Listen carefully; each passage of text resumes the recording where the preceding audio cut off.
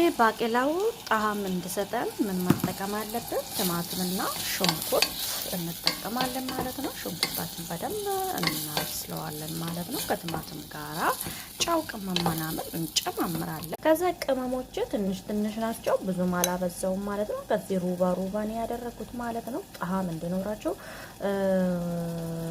ቆንዶ በርበሬና ከሙን ህርድና ከስብራ ጫው ነው። ትንሽ ቅመም አደርገበታለሁ፣ ምክንያቱም ጣዕም ይሰጥላችኋል።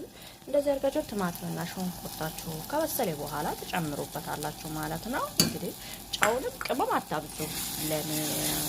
ሁሉ ነገሮች ላይ ቅመም ሲበዛ ለሰውነታችሁ ጤናማ አይደለም። ስለዚህ መጠን ባለችው ነገሮችን አድርጉት ማለት ነው። እንደዚህ አድርጋችሁ ሽንኩርታችንና ቅመሙ በሰል ካለ የጣሳው ባቄላው ትከፍቱና ትጨምሩበታላችሁ ማለት ነው። በጣም የሚጣፍጥ እጅ የሚያስቆረጥም ምግብ ነው ማለት ነው። በጣም ትወዱታላችሁ። እንደዚህ ያደርጋችሁ መስራት ነው ማለት ነው። ቁርሳችሁ ላይ ምናምን በተለይ ቀለል ያለ አብዛኛው ሰው ዝም ብሎ አመስ ተደርጎ ነው የሚበሉት ማለት ነው። ጣዕም እስከዚህ ነው አይሰጥም ማለት ነው። ግን እንደዚህ ሰርታችሁ ተሰሩ በጣም በርበሬ መጨመር ትችላላችሁ ማለት ነው። የፈለጋችሁን ነገር ማድረግ ነው። በርበሬ ስላልፈለኩት እንደዚህ ያልጫ ነው የፈለኩት ማለት ነው። እንደዚህ ሰርታችሁ በደንብ አድርጋችሁ ማብላት ትችላላችሁ።